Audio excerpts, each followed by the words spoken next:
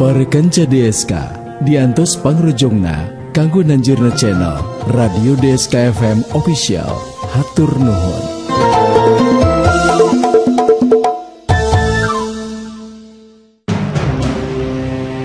Si Rawi tanding bocah keling.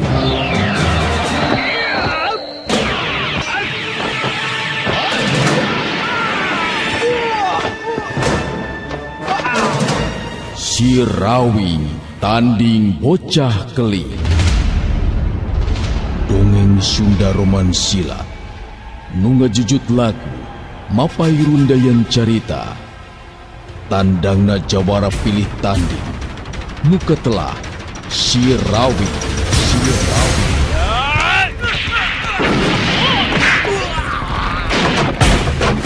Si Rawi tanding bocah keling. Lambaran lalakon kahirupan jawara kakoncara nu tandang makalangan taya karingan.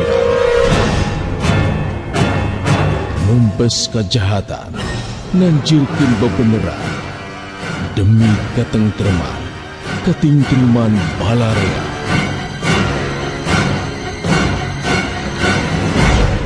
Si Rawi tanding bocah keling.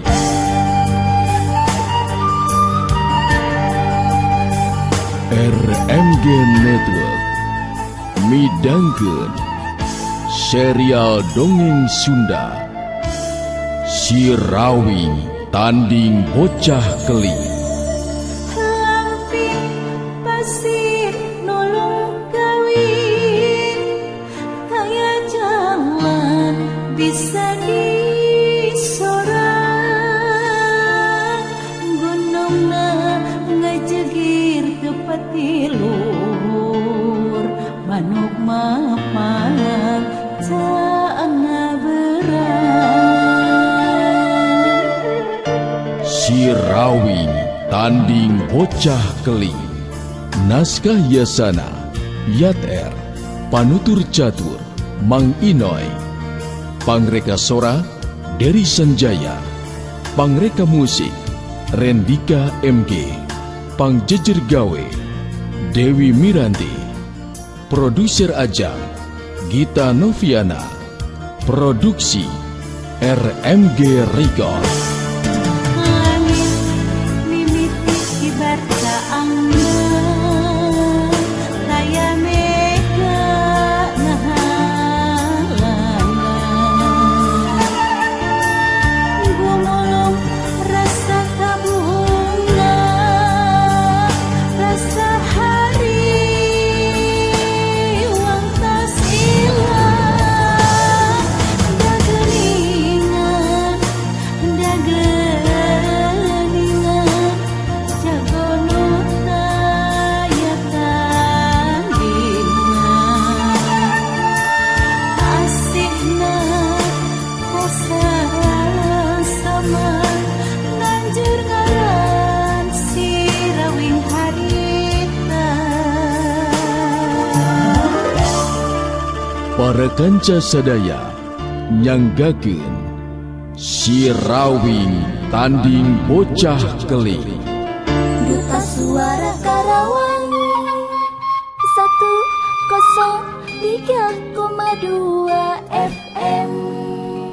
Geus kitu Makartika terus menta tulung ka tatangga anu deukeut pikeun ngagotong darmaji anu memang bororah bisa lempang. Hudang oge geus teu bisaeun. Karyana budak teh kaget ningali kaayaan bapa anu saperti kitu. Tapi Kartika henteu ngabejakeun kajadian anu sabenerna. Cukup ku nyarita darmaji menang kacilakaan. Nu saterusna wanci subuh keneh Kartika geus kenciling indit. Sanggeusna netip heula ka tatangga anu deukeut imah ejeung pangeusina. Lantaran hayang buru-buru tepi ke tempat anu dimaksud. Harita Kartika henteu leureuh pisan, lempang gagancangan. Teu matak aneh, lamun wanci nyedek kabeurangnakeun harita geus tepi ke tempat anu dituju.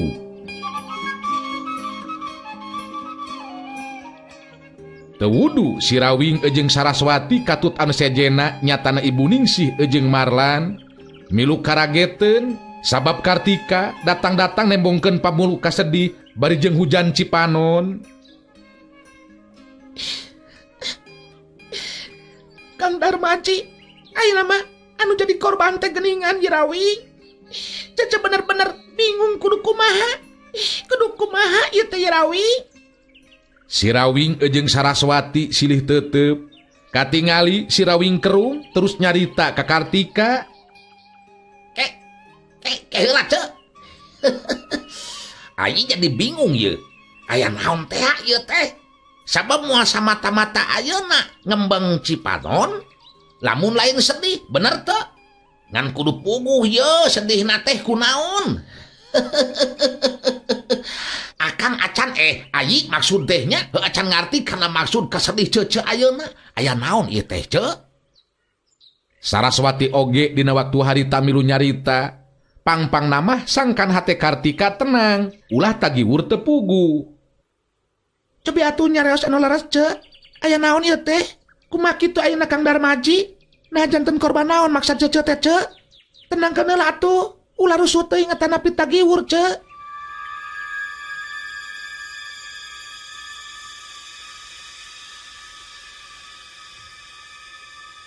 Kartika nenangkeun heula hatena. Sanggeusna ngarasa tenang, terus nyaritakeun ngeunaan kejadian tadi peuting mangsa datangna bocah keling. Nusa terusna Darmaji anu jadi salakina rubuh ke bocah keling. Malah Kartika oge ngarandapan nasib anu sarua. Ngan untung datang ki wadal putung anu nulungan. Kabeh dicaritakeun ku Kartika tanpa aya anu kaliwat. Kartika terus mungkas guaran carita anana. Nah gitu Rawing. Ayu Saraswati. Jadi omat Kang Darmaji kudu ditulungan. Sabab nemutkeun ki wadal putung oge. Upami teh ingal ditulungan. Duka teuing kumaha nasib Kang Darmaji. Moal tiasa disalametkeun deui marenan jiwana. Kitu ta. Kartika semudu mareda nyaritana teh. Si Rawing ngareret ka Saraswati, memepok ngomong, geus kapihalaan manten ku Saraswati. Tenang cek Kartika. Kewajiban ari nulungan mah saliran teu kedah alit mana cek. Ngan eta be abdi mah ku kagetnya. Naon maksudna si bocah keling? Sebab ieu kejadian teh anu katilu kalina. Lamun kieu mah eta bocah teh jelas ngabahayakeun Kang Rawing. Malah make jeung nyabit-nyabit Kang Rawing segala rupa geuningan. Si Rawing gagaro kana sirahna bari nyarita. Nya bener kitu nyai. Jelas eta bocah teh, bocah budak. Nyabit-nyabit ngeunaan Akang tangtu lantaran panasaran meureunnan. Sabab Akang ayeuna jadi purah tukang ubaran. Si Rawing jadi dukun. Nyekeun kuring moal engke ayeuna keneh ge kuring bakal kaditu ce. Keung nya meureunannya anu jadi pamajikan kanu jadi salakina. Saraswati ngadila ka si Rawing bari terus nyarita deui. Kang Rawing masuk itu bae taun teh. Betul teu ngaraoskeun kanu keur sedih. Ulah dibarujeng heureuy atuh Kang Rawing. Nya cek Akang ogen. Sakuduna mah ngarti atuh nyai teh. Yen anu keur sedih kudu dihibur. Atuh lamun kabeh sedih atawa kabeh ceurik mah saha norek ngupahan narte. Nu mataknya ku Akang ayeuna dihibur. Kadar eta cenah anu naon kitu teh kudu diubaran. Hanya urang diikhtiaran we nya urang diikhtiaran. Heukeun be da aya dukun si Rawing. Duta Suara Karawang. Maningsi nuti tadi cicing harita milu nyarita. FM. Ari emak mah boga pikiran teh. Upama hidup sajabana ti ayeuna nulungan ka Darmaji teh. Nyobaan pikeun maluru. Saha sabenerna eta bocah keling? Jeung deui, naon maksudna? Pangna ngayakeun tinakan kitu. Dari cek mama, jelas eta budak teh aya anu ngaturna ujang. Marlan oge dina waktu harita milu mayeran caritaan. Bener Jang Rawing, mang oge jalan pikiran teh kitu pisan. Sabab teu mustahil bocah keling bakal terus nebarkeun mamala. Sok komo geningan tadi make ejeng nyabit-nyabit ngeunaan jang rawing sagala rupa. Heuh matek, mang. Puguh panasaran itu kuring oge tikabari keneh. Nu jelas aya namanya sekalian urang badami bae antara urang nu aya di dieu. Saraswati ngareret kanu jadi salakina terus nyarita deui. Nah bade badan tenaon gitu Kang Rawing teh. Coba jelaskan ke abdi Kang. Nya, akang oge ieu teh panasaran nyai. Bet hayang maluruh ngeunaan saha sabenerna bocah keling teh. Kahiji anak saha? Saha anu jadi bapakna di mana cicingna? Jeung naon maksud anu sabenerna? Jadi tutas akang ngalengok Kang Darmaji nya sakalian ngubaran, meureunnan akang mah terus miang, gesan maluruh laratan, nyai meureunnan balik sorangan. Tah, kumaha lamun kitu? Nya abdi mah satuju bae Kang Rawing. Margi naon anu bakal dilakukeun teh memang demi sadayana. Anu teu mustahil. Eta bocah keling teh bakal leuwih ngabahayakeun Kang. Komo ayeuna kamampuhanana jelas Kang. Tiasa ngarobukeun Kang Darmaji. Artina lain hanap-hanap pangartina Kang. Pantes Kang, lamun aya menyebutkeun bocah sakti teh Kang. Saraswati memang kawilang pamajikan anu ngarti kana kaayaan. Harita ngarojong kana maksud si Rawing anu boga karep hayang maluruh bocah keling. Kartika harita kadenge cumarita deui.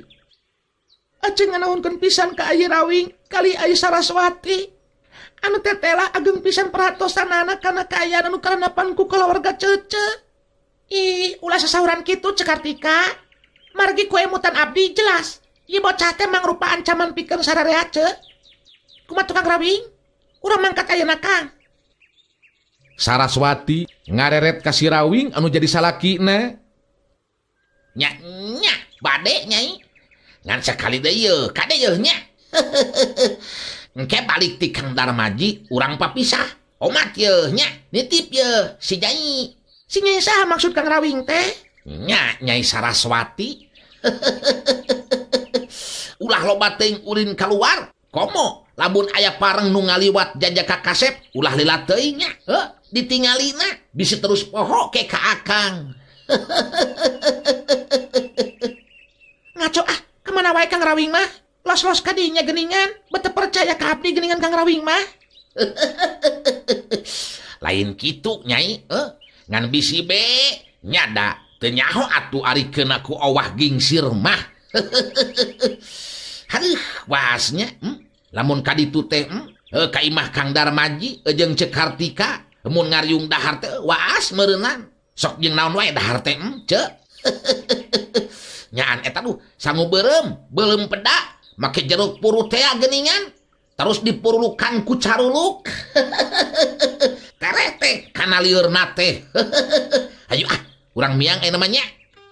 Atuh geus aya kasapukan kitu mah, si Rawing, Saraswati jeung Kartika terus mariang indit geus ningali kaayaan Darmaji. Duta Suara Karawang 103,2 FM. Teka catur di jalana, gancangna carita, harita geus tarepi ke tempat anu dituju. Waktu si Rawing mariksa kaayaan Darmaji, teu wudu manehna kaget. Sabab tatu nu karanapan ku Darmaji jelas leuwih berat tibatan tatu anu karanapan ku Anom Gagan atawa Dewi Panganting. Kartika ngareret ka si Rawing nya kitu deui Saraswati. Sedengkeun Darmaji ngan ukur meuremkeun panonna teu loba cumarita. Puguh ngarasakeun ka nyeri anu nyaliara dina sakujur awakna.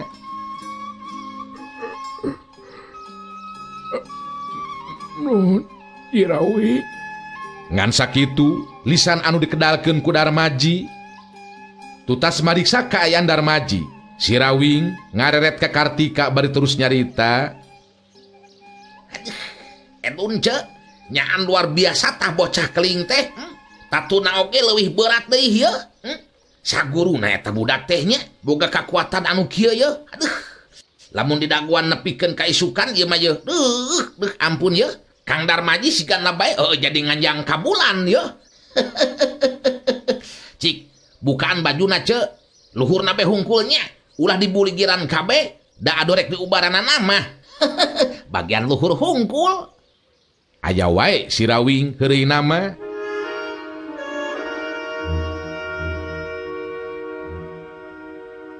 Kartika gancang ngalaksanakeun parentah si Rawing. Geus kitu mah si Rawing terus metakeun pangartina pikeun ngubaran Darmaji anu memang tatu di jero cukup berat. Ajen tahapan pangarti si Rawing. Ku ukuran harita mah memang geus susah neangan tandingna. Sabab sakabeh ilmu pangawruh aji pangarti Eyang Nur Alam geus kacangking sapinuhna. Teu matak aneh lamun aya sabagian jalma anu nyebutkeun yen si Rawing jadi jalma anu sakti mandraguna lantaran lain bae boga ajen pangarti ilmu silat anu tacan kungsi ngarasa kasoran. Tapi leuwihna ti eta boga ilmu anu liana nu aya hubunganana pikeun ngubaran anu tatu di jero balukar tina tarung ngadu kakuatan tanaga lapisan. Cukup lila si Rawing ngubaran tatu di jero Darmaji meh nepikeun kawan Cisore kakara si Rawing beres pancena. Nu saterusna amanat ka Kartika ngeunaan naon bae anu ulah didahar dina harti panterangan keur Darmaji saheulaanan sangkan bisa buru-buru pulih deui kakuatanana. Kartika kacida nganuhunkeunana cacak lamun teu wabuh jeung si Rawing geus tangtu moal katulungan meureunan jiwa salakina.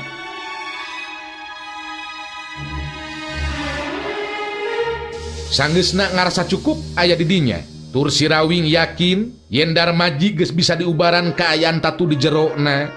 Luyu ejeng jangjina tea si Rawing ejeng Saraswati terus papisahan.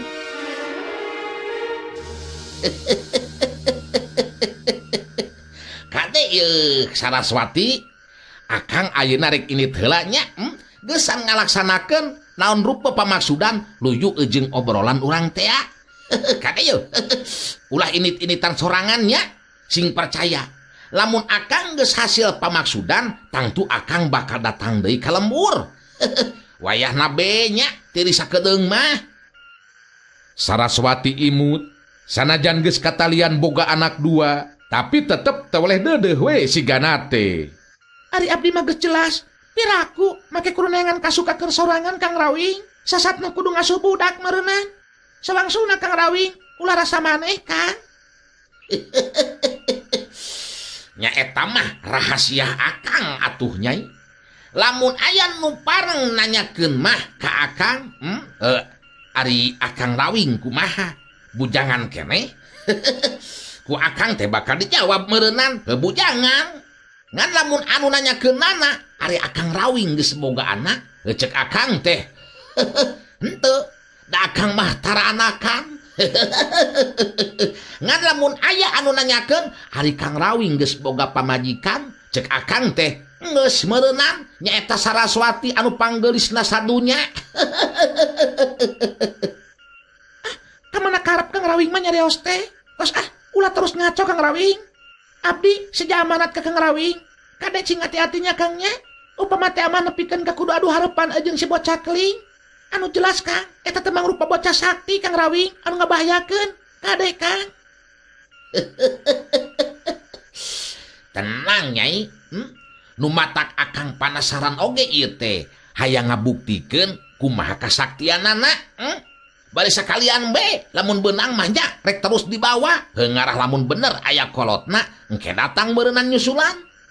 Tah, di dinya mah kakara urang nyaho. Naon maksud anu sebenerna? Pangna ngagawekeun si bocah keling. Bener teu Saraswati? Kade ye, akang can bisa ngajangjikeun poe isuk atau pageto balik nya. Tiris moal, tiris. Saraswati ngabalieurkeun beungeutna rada baeud ka si Rawing, kituna teh bari nyarita. Ya wah, Kang Rawing mah kadenya bae geuningan. Sing emot atuh Kang, lamun ayeuna mapan urang teh tos ngadu budak dua Kang. Tapi Kang Rawing mah kitu bae geuningan. Nah, ari taeun teh penting atuh eta mah Raswati. Nu matak bisi tiris cek akang ogen wayahna nya, wayahna. Sugan be moal lila. Ari geus init-initan mah apan puguh oge, sok terus sono. Hayu titip heula nya yeuh. Si Rawing terus ngadeketan ka Saraswati, nyekelan 20 leungeun Saraswati, geus kitu celepot, pipi jeung tarang Saraswati diciuman ku si Rawing bari nyarita. Tah, dibekelan ku akangnya. Sing terus inget, sing regdeg. Akang mi HP tanya, mi HP kade ye menang 3 poe mah ulah waka disi beungheutan. Hayu nyai urang pada lumampah ye. Mangga Kang Rawi, kada siniatna Kang Rawi. Mudah-mudahan be enggak mulai dikalemurka. Geus kitu mah si Rawing jeung Saraswati terus papisahan, masing-masing pada nyorang lampahna sewang-sewangan. Saraswati sanajan ngan ukur lumampah sorangan teu ngarasakeun atawa sieun, anu sok padahal mah harita wanci teh geus reup-reupan. Pangalaman waktu dirina nyamur jadi dewi panganting geus mangrupa bekal anu cukup pikeun dirina mangsa lumampah seperti kitu. Duta Suara Karawang 103,2 FM. Caturkeun dina peuting harita di tempatna Ki Jarasuki.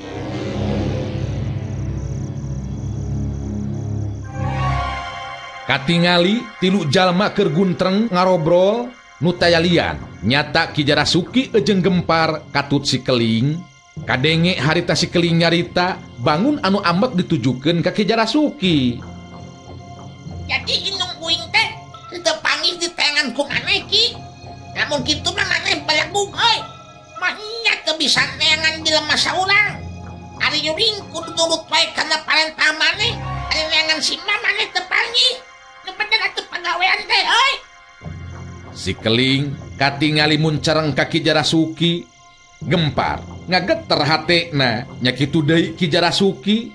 Si Keling beuki dieu bener-bener beuki ngasih jeung leuwih asak pangartina. Beda tina teutepan nu jelas ajen pangabaranana leuwih kuat batan sorot panona Ki Jarasuki.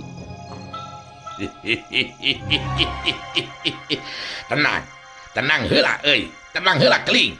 Ilaing teu kudu ambek-ambekan sapeda indung ilaing acan kapanggih ku dewek deuleu. Kahiji geus teu nyusu, atuh nu kaduana ilaing oge geus ngarti Keling. Neangan jelema hirup mah memang rada susah. Ya tapi kunaon si mama ke ini kabur sia. Kumaha merenang di ambekannya. Pokoknya lamun indung uing si mak teu balik deui ka dieu nyaho sarangan si aing mah teu nyalikeun. Kajian teuing maneh aki lamun teu nurut ka aing sia kumaha engke aing mah deuleu. Si Keling geus bisa ngancam segala rupa ka Ki Jarasuki. Tapi Ki Jarasuki memang geus ngarti kana kaayaan ieu budak anu memang geus tileleutik keneh kakara leleng kahalu oge estu geus diwarah jeung diasuh ku dirina. Tenang Keling, tenang heula deuleu euy. Ilaing ulah waka nafsu deuleu. Dewek pan geus ngomong acan panggih, lain teu panggih sabab ari di paluru deteangan mah bakal terus ku dewek. Pugu dewek oge ieu teh ngarasa ngalumas deuleu Keling. Sabab kudu ngaulaan maneh jeung ngaulaan sorangan. Nya. Cuman aing teh maneh teu ngarasa leungiteun ku si mak indung uing sia euy. Terus uing geus menang beja, cenah moal lila deui bakal dititapikeun sina ngadatangan si Rawing teh musuh uing. Kumaha euy? Jadi moal ieu teh ya. Si Keling bangun anu geus teu sabar sigana teh hayang geura bisa tarung jeung anu ngaran si Rawing. Tenang deuleu Keling. Ku cara si lain geus bisa ngelehkeun si Darmaji. Memang geus cukup ujian pikeun maneh deuleu euy. Ngan aya anu matakan yakal lantaran jelema anu nulungan si Kartika beun teu kapanggih nya. Saha eta jelema teh? Si Keling ngareret ka Gempar bari terus nyarita deui. Iya ya, bongan si Gempar ngajakan wae bariki. Aing mah geus ngomong nyaho, kamana ngilusna teh jelema. Teu sieun aing mah sanajan jeung jelema anu bisa ngapung oge. Ngan si Gempar teh anu sieunun mah berangan aneh mah euy. Gempar gancang nyarita geus beuki ngarti ayeuna mah kana kaayaan eta tempat. Manehna henteu kudu ngarasa nyeri hate atawa kasigung ku sikep jeung caritan si Keling anu memang geus kitu kaayaanana. Oh ampura Keling, ngan harita memang kuring boga pikiran teh bisi disalahkeun ku Ki Jarasuki. Sakumaha anu geus diterangkeun ku kuring teh kamari. Malah boga sawangan tutas ngabandungan tandang nasi Keling. Yakin pikeun deuri kuring, manehna bakal unggul upama teh mah tarung ngalawanan si Rawing kitu tah. Gempar ngabela diri, temikeun ari kudu terus disalahkeun ku si Keling jeung Ki Jarasuki mah. Ki Jarasuki surti kana caritaan Gempar, gancang harita nyarita deui. Tah, Keling, engke tengah penting urang ka tempat anu biasa. Sabab memeh ngalaksanakeun maksud pikeun ngadatangan si Rawing. Dewek rek kontak heula jeung guru gaib ilaing nyatana Eyang Waluki. Nageus manjing atawa cukup acan upama ilaing jeung hareupan si Rawing. Kitu tah euy. Nya ari aing mah nurut we lah. Ngan bejakeun ka guru uing si Eyang Waluki. Bisi aya keneh ilmu anu acan diturunkeun, gancang kitu turunkeun ka aing euy. Ngara bisa buru-buru tarung ngalawan si Rawing ah. Aing geus kesel ya hayang gerak tarung ngalawan si Rawing euy. Sabar, tenang heula euy. Nu matak dewek engke tengah peuting rek ngajakan ka sisi basisirnya tempat biasa urang latihan. Engke bakal aya pituduh ti guru gaib maneh deuleu euy kumaha dena nya Keling. Keur anteng guntreng ngobrol. Ngadadak si Keling cengkat hudang tina diukna, beungeutna katingali jadi kereng terus neuteup ka Ki Jarasuki bari ngomong. Uy, ngadenge pieu aya jalma euy di luareun imah. Bangun anu ngahajak keur ngintip sigana teh. Ah, bener masalah deui euy jelema euy. Kebeneran hayang gelut ya. Ayeuna aya nu datang ka dieu euy. Jerat jeung.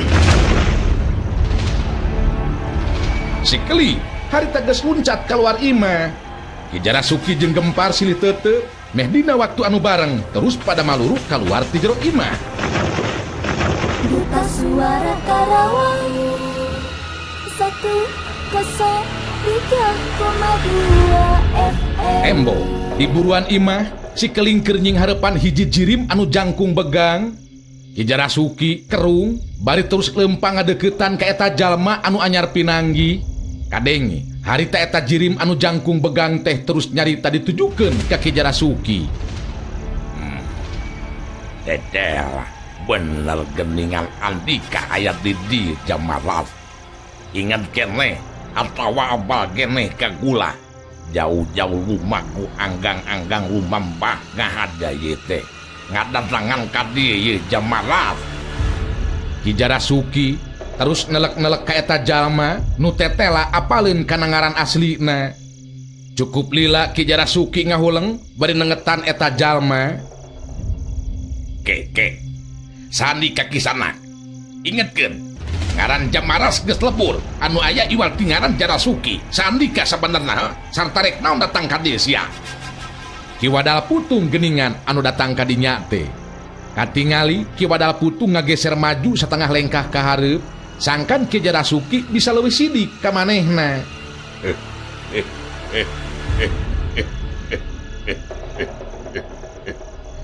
Tangtu lamun pohon teh mah teh aneh Jamaras.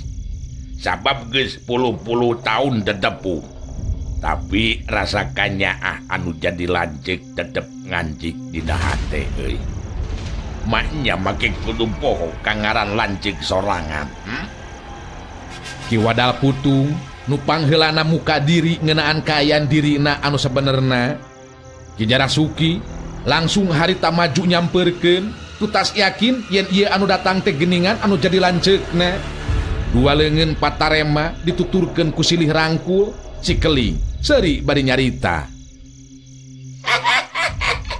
Geningan becalang ka sini rangkul euy. Dulur maneh ya teh Ki. Ari sugan aing mah rek gelut euy. Mana datang ka dieu oge hayang gelut jeung aing. Ari pete bet patangkep-tangkep euy. Ki Jarasuki ngareret ka Gempar jeung si Keling bari terus harita nyarita. Gempar, Keling, ieu teh lancik dewek deuleu euy. Aduh memang geus 10 tahun tetepung. Ayeuna dipanggihkeun ti dieu. Beun teu sangka panggih penting ayeuna ye bagja pikeun dewek. Sok munjungan sia kainya. Gempar ngarti karena keayaan gancang dina waktu harita ngawanohkeun diri ka kieu wadal putung nya kitu deui si Keling. Ngan waktu patarema leungeun jeung dampal leungeun si Keling, kieu wadal putung teu wudu ngarasa kaget sabab dampal leungeun si Keling puguh teas alah batan besi sarta karasa panas dampal leungeun si Keling. Kieu wadal putung nyarita jero hatena. Bener-bener bocah sakti ieu bocah Keling teh. Paingan loba jagoan rubuh. Kudu ian na diri aing ayeuna. Sabab sanajan nya ayeuna jan katingali kembang nepikeun riri budang. Ngan aing apal kana adat anu jadian. Piheung bisa digeuing manehna ku diri aing. Kadenge harita Ki Jarasuki nyarita deui.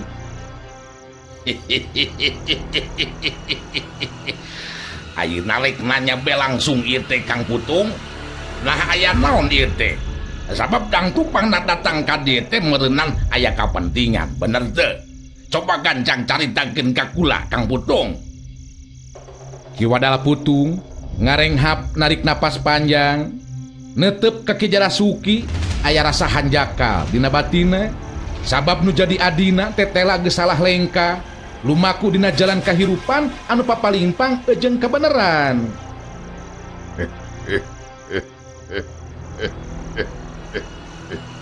Jarasuki, akang datang memang ngahaja. Kahiji kajurung kurasakannya jeung dede. Sabab sasadna nu jadi lancik kanu jadi adi. Atuh kaduana kula deh yang panggih jeung anu jadi adi lantaran menang beja. Cenah nu jadi adi teh kungsi jaduk karaman macan panamping segala rupa. Anu terus terang eta lampah teh tidak salah na Jarasuki. Sorot panon Ki Jarasuki katingali robah, tapi sikepna masih keneh tetep tenang. Duta Suara Karawang 103,2 FM. RMG Network Rengse midangkeun serial dongeng Sunda Si Rawing Tanding Bocah Keling. Lampir pasir nulung kawin, taya jalan bisa disorang, gunungna ngajegir tepat tilur, manuk mapang caangna berang.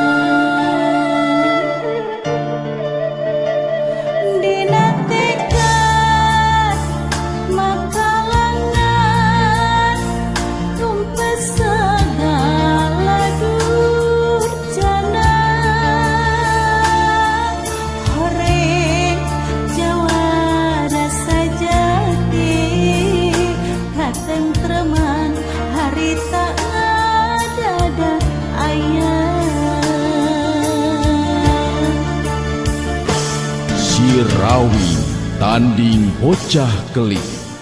Naskah Yasana Yater, panutur catur Mang Inoy, pangreka sora Dery Sanjaya, pangreka musik Rendika MG, pangjejer gawe Dewi Miranti, produser Ajang Gita Noviana, produksi RMG Record.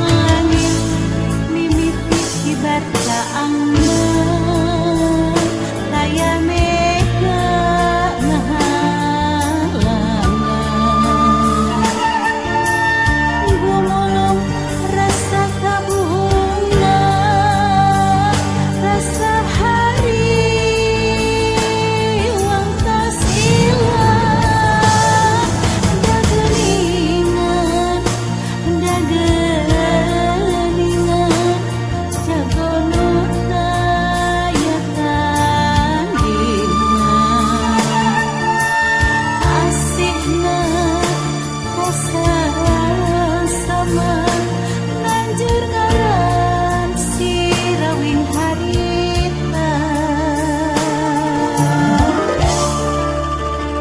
Para kanca sadaya, wilujeng kantun.